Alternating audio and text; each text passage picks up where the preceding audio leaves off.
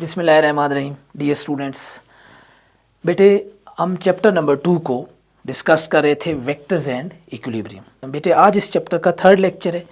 First 2 lectures में हमने vectors की बेसिक को देखा और ये जो आज का मेरा थर्ड लेक्चर है चैप्टर नंबर 2 का, वो भी वेक्टर्स की बेसिक को ही डिस्कस करेगा।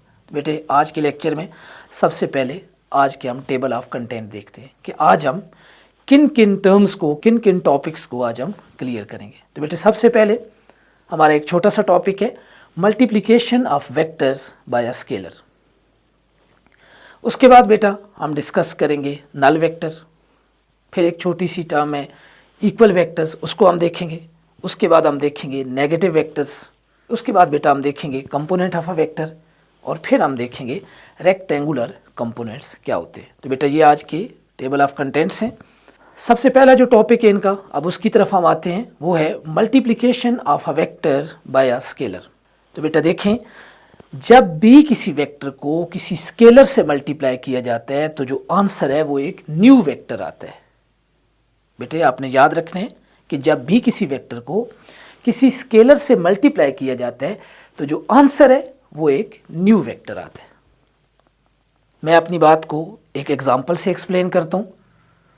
मसलन बेटे अगर हम वेलोसिटी जो कि एक वेक्टर है उसको मास से मल्टीप्लाई करें जो कि एक स्केलर है, तो जो बेटा हमारा रिजल्ट है वो क्या आता है, मोमेंटम, जो कि एक नया वेक्टर है। यही मैंने कहा था कि when we multiply a vector by a scalar then it results into a new vector. तो देखिए एग्जांपल में भी यही हुआ कि when we multiply velocity vector by mass scalar then it results into momentum which is a new vector, p is equal to mv। Similarly जब हम acceleration को जो कि एक वेक्टर है किस से मल्टीप्लाई करते हैं, मास से जो कि एक स्केलर है, तो हमारे पास फोर्स आती है which is a new vector।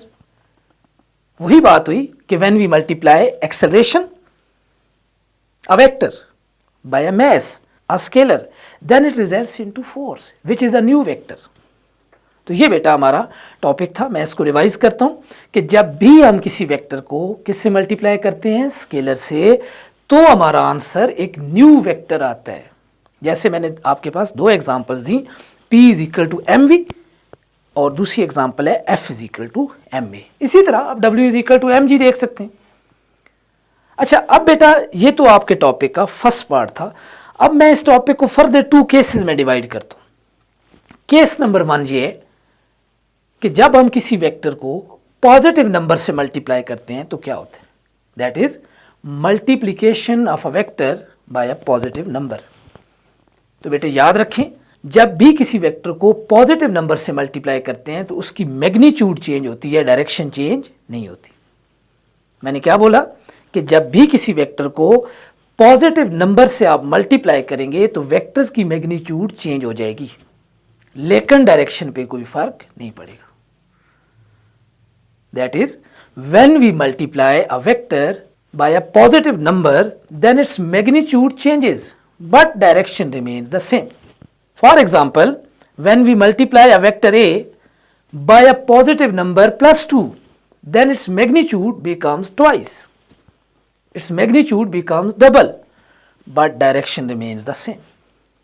तो बेटे मैं केस 1 को रिवाइज करता हूँ। केस 1 क्या है कि when we multiply a vector by a positive number then its magnitude changes but direction remains the same। जिसकी मैंने example the, when we multiply a vector a by plus 2 then its magnitude become doubles but direction remains the same। अच्छा अब हम इसका second case discuss करते हैं।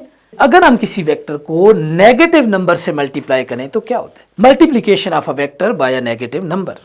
तो बेटा देखें, जब भी हम किसी वेक्टर को नेगेटिव नंबर से मल्टीप्लाई करते हैं तो उसकी मैग्नीट्यूड और डायरेक्शन दोनों चेंज हो जाते हैं। मैंने क्या बोला, when we multiply a vector by a negative number then its magnitude as well as direction will change. मैं एक एग्जांपल देता हूं। अगेन मैं वही वेक्टर ए लेता हूं, अब मैं उसको मल्टीप्लाई करता हूं -2 से, तो देखें उसकी मैग्नीट्यूड पहले से डबल हो गई है, वो 2 गुना लंबा हो गया है, लेकिन अब की बार उसकी डायरेक्शन भी ए की ये थी तो -2 की रिवर्स हो गई। तो हम क्या बोलेंगे, when we multiply a vector a by -2 then its magnitude become twice and direction is also reversed. तो बेटे ये हमारा टॉपिक था multiplication of a vector by scalar. मैं इसको रिवाइज करता हूँ। मैंने टॉपिक को 3 पार्ट्स में डिवाइड किया। फर्स्ट पार्ट में बताया what happens when we multiply a vector by a scalar. तो उसमें मैंने बताया कि when we multiply a vector by a scalar then it results into a new vector, और एग्जांपल भी दी। फिर मैंने 2 केसेस बनाए। फर्स्ट केस में बताया कि अगर किसी वेक्टर को पॉजिटिव नंबर से मल्टीप्लाई करें तो क्या होता है। तो हमने देखा कि उसकी मैग्नीट्यूड चेंज होती है, डायरेक्शन चेंज नहीं होती। फिर मैंने सेकंड केस में देखा कि अगर किसी वेक्टर को नेगेटिव नंबर से मल्टीप्लाई करें तो क्या होता है। तो बेटे देखें, जब हम नेगेटिव नंबर से मल्टीप्लाई करते हैं तो मैग्नीट्यूड और डायरेक्शन दोनों चेंज हो जाती है। तो ये बेटा हमारा टॉपिक था multiplication of a vector by scalar. Dear students, इसके बाद जो हमारी टर्म है वो है नल वेक्टर। नल वेक्टर अपने नाम से ये क्लियर है, नल, नल मीन जीरो। तो बेटे ऐसा वेक्टर जिसकी मैग्नीट्यूड जीरो और कोई भी रैंडम डायरेक्शन हो जाए, जब उसकी मैग्नीट्यूड है ही नहीं, इट मीन्स दैट कि वो एग्जिस्ट ही नहीं करता। तो फिर जो मर्जी है कहें कि इधर है उधर है, जो मर्जी है कह दे। तो मैं इसको क्या डिफाइन करूंगा, a vector whose magnitude is zero and is in arbitrary direction. मैं इसको फिर डिफाइन करता हूं, a vector whose magnitude is zero and is in arbitrary direction. मैं एग्जांपल देता हूं, किसी वेक्टर को उसके अपने ही नेगेटिव वेक्टर में बेटा जब हम ऐड करते हैं तो हमारा आंसर जीरो आता है। अब हम जीरो नहीं कहते, उसको क्या बोलते हैं, नल वेक्टर। तो मैं क्या एग्जांपल दूंगा, sum of a vector and its negative vector is equal to null vector. जैसे कि आप देख सकते हैं, मैंने ए में किसको ऐड किया, -a को, तो आंसर क्या है, नल वेक्टर। इसको किससे रिप्रेजेंट करते हैं, इट इज रिप्रेजेंटेड बाय ओ। तो बेटा ये हमारा एक छोटी सी टर्म थी जो हमें पता होनी चाहिए, वो कौन सी है, नल वेक्टर। यहां पे बेटा देखना ये है कि हमें नल वेक्टर की जरूरत क्यों पड़ी, क्योंकि बेटा देखें कॉमन सेंस है, वेक्टर अलजेब्रा है, वो क्या कहते हैं, vector plus vector should be equal to a new vector. Vector A plus -a, अब ये जीरो नहीं हो सकता, क्यों, जीरो तो स्केलर है। तो आंसर क्या होना चाहिए, वेक्टर। तो फिर हम जीरो के इक्विवेलेंट जो वेक्टर ढूंढते हैं वो कौन होता है, नल वेक्टर। मैं इसको कंक्लूड करूं, सबसे पहले मैंने डिफाइन किया नल वेक्टर क्या है, a vector whose magnitude is zero and is in arbitrary direction. इसकी रिप्रेजेंटेशन क्या है, इट इज रिप्रेजेंटेड बाय ओ।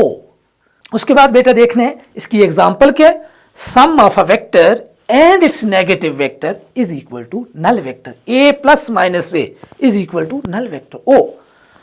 अच्छा, इसके बाद बेटा एक छोटी सी डेफिनेशन है, उसको हम क्लियर करते हैं, वो है इक्वल वेक्टर्स। बेटा देखें, हमें ये बात पता है कि वेक्टर के लिए 2 चीजें चाहिए होती हैं, एक मैग्नीट्यूड और एक डायरेक्शन। तो बेटा ऐसे 2 वेक्टर्स जिनकी मैग्नीट्यूड भी सेम हो और डायरेक्शन भी सेम हो, उन वेक्टर्स को कहते हैं इक्वल वेक्टर्स।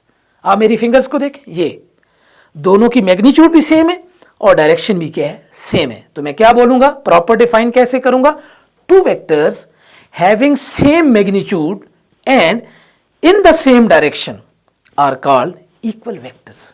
मैं एग्जांपल क्या दूंगा, वही 2 parallel vectors of same length.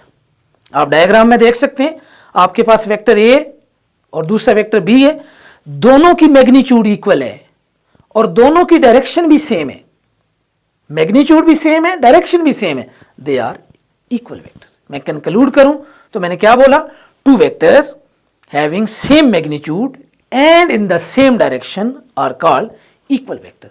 For example 2 parallel vectors of same length, जैसे कि आप देख सकते हैं a is equal to B.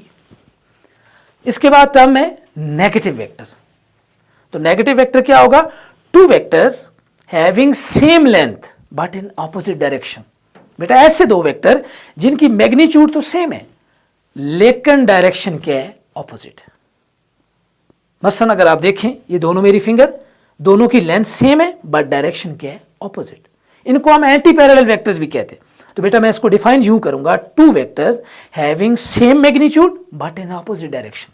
Example क्या आएगी, 2 anti parallel vector of same length. कोई भी रोड है, 2 वे रोड है, तो उसके दोनों वेज जो हैं वो इक्वल है मैग्नीट्यूड में। लेट से एक रोड 10 किलोमीटर, दूसरी भी 10, एक पे ट्रैफिक यूं जा रही है, दूसरे पे यूं जा रही है, तो ये दोनों हम क्या कहेंगे, both are negative vectors. Both are negative vectors. तो बेटा नेगेटिव वेक्टर क्या हुए? Two vectors having same magnitude but opposite direction. Example क्या आएगी? Two anti parallel vectors of same length but opposite direction. Figure में आप देख सकते हैं एक वेक्टर ए दूसरा बी है, दोनों की लेंथ सेम है लेकिन डायरेक्शन ऑपोजिट है।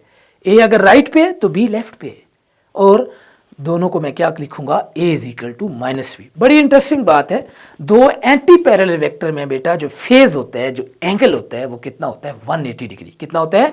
180 डिग्री। और जो इक्वल वेक्टर्स हैं उनमें एंगल कितना होता है? फेज कितना होता है? 0 डिग्री। इसके बाद बेटा हमारे पास एक छोटी सी टर्म है, वो है component of a vector. Component, ये अपने नाम से पता चल रहा है, part of a vector in a given direction. बेटा किसी वेक्टर का वो छोटा सा पार्ट जो किसी खास डायरेक्शन में इफेक्टिव हो, part of a vector which is effective in a given direction, उसको बेटा क्या कहते हैं? Component of a vector. मतलब मेरे पास एक वेक्टर एफ फोर्स एक वेक्टर है, तो उसके बेटे दो कंपोनेंट्स बनेंगे, एफ एक्स और एफ वाई। ये हम नेक्स्ट टॉपिक में डिस्कस भी करेंगे। आप डायग्राम में देख सकते हैं।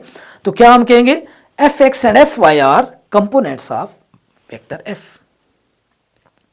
अच्छा, इसके बाद एक छोटी सी टर्म है रेक्टेंगुलर कंपोनेंट्स। बेटा रेक्टेंगुलर कंपोनेंट्स क्या होते हैं? बेटा ऐसे कंपोनेंट्स जिनका आपस में एंगल कितना हो? 90 डिग्री। वो दोनों कंपोनेंट्स आपस में क्या हो? परपेंडिकुलर। उनको हम बोलते हैं रेक्टेंगुलर कंपोनेंट्स। तो मैं कैसे डिफाइन करूंगा? The components of a vector which are at 90 degree to each other, उनको बेटा क्या बोलते हैं? Rectangular components. आप डायग्राम में बेटा देख सकते हैं कि आपके पास फोर्स एक वेक्टर है, उसके दो कंपोनेंट्स है, एक है एफ एक्स जो कि एक्स एक्सिस के अलॉन्ग है, दूसरा है एफ वाई जो कि कहां पे है? वाई एक्सिस के अलॉन्ग है। तो ये एफ एक्स और एफ वाई ये दोनों कंपोनेंट्स हैं किसके? एफ के। लेकिन अगर आप साथ देखें तो उनका आपस में एंगल कितने हैं? 90 डिग्री। कितने एंगल है बच्चों? 90 डिग्री। तो फिर हम कहेंगे ये कौन से कंपोनेंट है? Rectangular component.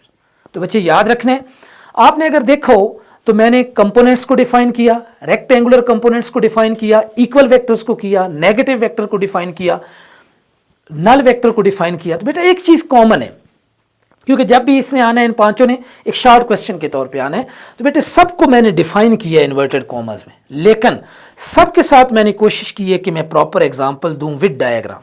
तो याद रखने, जब भी कुछ शॉर्ट क्वेश्चन आएगा, आज का लेक्चर सारा शॉर्ट क्वेश्चन बेस है, तो बेटे आपने क्या करने?